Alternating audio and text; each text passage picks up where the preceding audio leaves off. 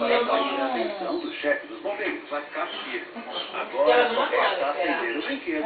E aí ela falou assim, eu nem aqui estava. Aí ela... Eu podia muito bem ter ido hoje.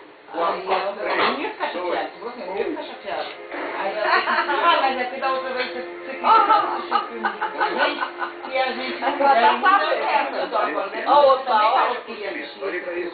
Então a gente tá vendo... Ele mexeu o saco. Eu fiquei esperando. Olha aqui, Aí ela consigo ver a bola sendo empurrada pelos gases. O impressionante é que, com tudo analisado, parece que a bola só está sendo empurrada Que hora que no é que assim você que o comprou gás no escapa, Duas ele horas se da propaga tarde. mais rápido, Show o que pode empurrar a bola. Tem um frame com a bola saindo. Bem aí. Então à noite, aí eu saía. Então, aí ela foi pra Marcela. Que as outras queriam ir também. Do desenhador. Que a Marcela foi. A minha que é a Rosana.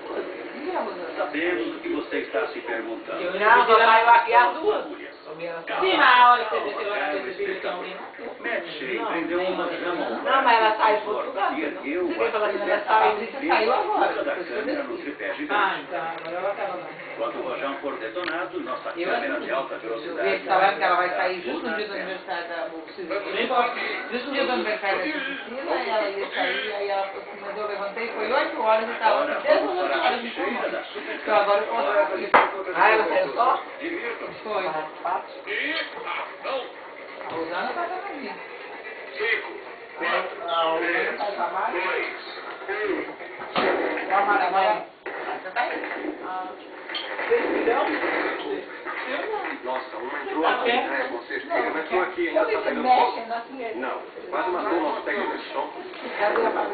Bom, pelo menos não atingiu o chefe dos bombeiros e conseguimos gravar. É incrível que uma tenha passado por baixo da porta. Essa mulher é que tá que entrou na sala. Vou fantasiar a Gabriela hoje de novo. Veste ela, tia. A barriga. Veste ela, tia. É engraçado ver ela com barriga. Ela trabalha maquiada. Ela nunca aceita desse Emanuel, não deixa ela nervosa. E as temos diminuindo a velocidade após a queima inicial, produzindo o efeito de cascata. Você acredita que eu nem tirei foto ontem? Não soco, Emanuel. E a Gabi... Não parou de chover. Enquanto isso, lá fora. Não parou de chover. Eu tô tirando a máquina na chuva. No fim, pra falar que eu não tirei foto.